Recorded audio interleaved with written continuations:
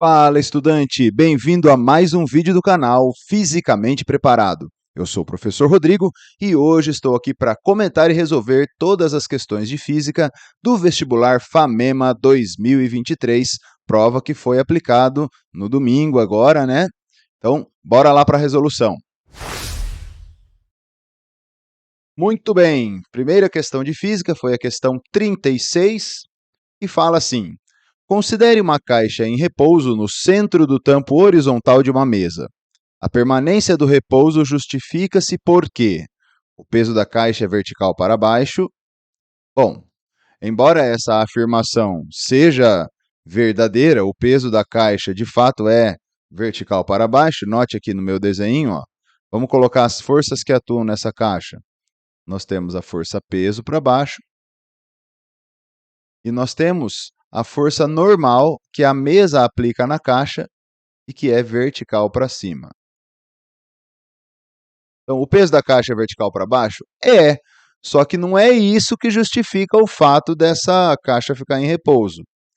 A resultante das forças sobre a caixa é nula. Veja bem, essa é a resposta, é a letra B, de acordo com a lei da inércia, primeira lei de Newton. Se a força resultante é zero, então o corpo pode estar parado, a velocidade é zero, ou o corpo pode ter velocidade constante. Quando eu falo a velocidade, é o vetor velocidade, módulo, direção e sentido. Isso só é possível no movimento retilíneo e uniforme. Então, resultante nula, ou parado, ou em movimento retilíneo uniforme. Significa que se eu tenho certeza que o corpo está em repouso, eu tenho certeza que a resultante é zero. Agora, se eu tenho certeza que a resultante é zero, eu não tenho certeza se o corpo está parado. Ele pode estar parado, bem como ele pode estar em movimento retilíneo uniforme. Nesse caso, eu tenho certeza que a caixa está parada, e isso só é possível porque a normal vai equilibrar a força-peso e a resultante, então, vai ser zero. Legal? Veja, letra C, a inércia da caixa é nula? Não. O que é a inércia de um corpo? A inércia de um corpo é a massa dele. A massa da caixa é nula? Não, não é. Não atuam forças sobre a caixa? Mentira, nós temos a força normal aplicada pela mesa e nós temos a força-peso aplicada pelo centro da Terra. E letra E, o atrito sobre a caixa é estático. Nessa condição, nem existe atrito, porque o atrito só existe se houver uma tendência de deslizamento entre duas superfícies. Se a mesa estivesse inclinada, até poderia ser, mas não é isso também que justificaria o fato dela estar parada. Legal? Resposta, então, letra B. Bora para a próxima questão. Aqui eu já fiz um esqueminha para adiantar, né? Ó. No interior de uma garrafa PET foram colocados pequenos pedaços de gelo seco. Em seguida, uma rolha foi inserida no gargalo, tampando a garrafa que foi deixada em repouso sobre uma superfície plana e horizontal, livre de atritos e exposta ao sol até todo o gelo seco sublimar. Finalizando a sublimação devido ao aumento da pressão interna da garrafa, a rolha foi arremessada com uma velocidade de 8 metros por segundo. A velocidade da rolha eu estou chamando de V1. Então, o módulo do vetor V1 aí, ó, é de 8 metros por segundo. E, ao mesmo tempo, a garrafa movimentou-se no sentido contrário ao da rolha. E eu estou chamando essa velocidade da garrafa de V2. Desprezando quaisquer tipos de atrito e sabendo que a massa da garrafa, que eu estou chamando de corpo 2, né, é 16 vezes a massa da rolha, que eu estou chamando de corpo 1, o módulo da velocidade com que a garrafa movimentou-se foi de... Então, olha só, é um sistema isolado de forças externas, né? Toda a explosão, assim, toda a expansão desse gás expelindo, né, essa rolha e essa garrafa, constitui, então, um sistema isolado de forças externas. Eu tenho a força que a garrafa aplica na rolha e que a rolha aplica na garrafa, resultando, então, numa quantidade de movimento da rolha e da garrafa, de tal forma que a quantidade de movimento final do sistema, após, né, eles serem expelidos, é igual à inicial. Ok. Como tudo acontece na mesma direção, eu vou fazer o seguinte, ó. Eu vou dizer que o sentido positivo é para a direita. Legal? E assim, eu vou dizer o seguinte, a quantidade de movimento final, eu sei que é m2 vezes v2 mais m1 vezes v1. E no início, professor? No início, a quantidade de movimento é zero, porque estava todo mundo parado, não tinha velocidade. E aí nós vamos substituir lá, ó, no lugar de m2, 16 vezes m1. V2 é o que eu quero descobrir. Aqui, M1. E ó, tomem o cuidado aqui que se eu adotei o sentido positivo para a direita, essa velocidade V1, que é para a esquerda, eu coloco um sinalzinho de menos aqui. Menos 8. Isso igual a zero. Legal, vai ficar assim, 16 M1 V2.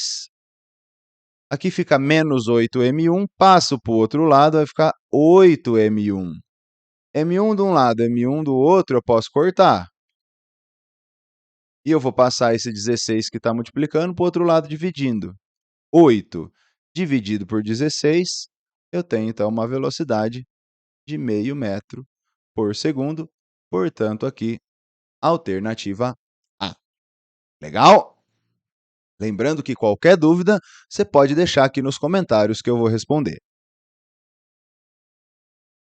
Próxima questão, questão 38, eu já fiz o meu desenho aí, ó. Um reservatório de água sem tampa apresentou uma trinca em seu fundo de tal forma que, para repará-lo, teve de ser esvaziado. Quando o reservatório foi novamente preenchido com água, observou-se que o tempo para o endurecimento do reparo não tinha sido suficiente, pois assim que o nível da água atingiu 2 metros em relação ao fundo, o reparo foi desfeito e a água começou a vazar, sendo a pressão atmosférica igual a 1 vezes 10 a quinta Pascal. Vamos anotar essa informação? 1 vezes 10 a quinta Pascal. A aceleração da gravidade igual a 10. E a densidade da água igual a 1 vezes 10 a terceira quilogramas por metro cúbico. A pressão a partir da qual a água começou a vazar foi de, ou seja, ele está querendo saber a pressão nesse ponto aqui, nesse fundo, né, a 2 metros de profundidade. Observe que nós temos aqui na superfície da água a pressão atmosférica atuando. Nós temos a pressão atmosférica aqui. E nós temos também a pressão agora exercida por essa coluna de água nesse ponto aqui, né? Então, a pressão total lá no fundo vai ser a pressão atmosférica, que está do lado de fora, mais a pressão que a coluna de água exerce. Essa pressão hidrostática que a coluna de água exerce é dado pelo produto da densidade do líquido, da aceleração da gravidade e da altura da coluna desse líquido. Logo, essa pressão vai ficar aqui, pressão atmosférica, 1 vezes 10 a quinta, a densidade, 10 a terceira, o G vale 10 e a altura vale 2. Vai ficar então, ó, para eu poder somar isso daqui, eu tenho que deixar tudo na mesma potência de 10. 10 a terceira com 10 fica 10 a quarta, ou seja, 2 vezes 10 a quarta. Vou andar com a vírgula para deixar assim, ó, 0,2 vezes 10 a quinta. E agora sim, somando, né, número com número, 1,2 e conservando aí a potência de 10, nós temos aqui 1,2 vezes 10 a quinta Pascal, alternativa D. Beleza? Essa questão bem simples, uma questãozinha conceitual.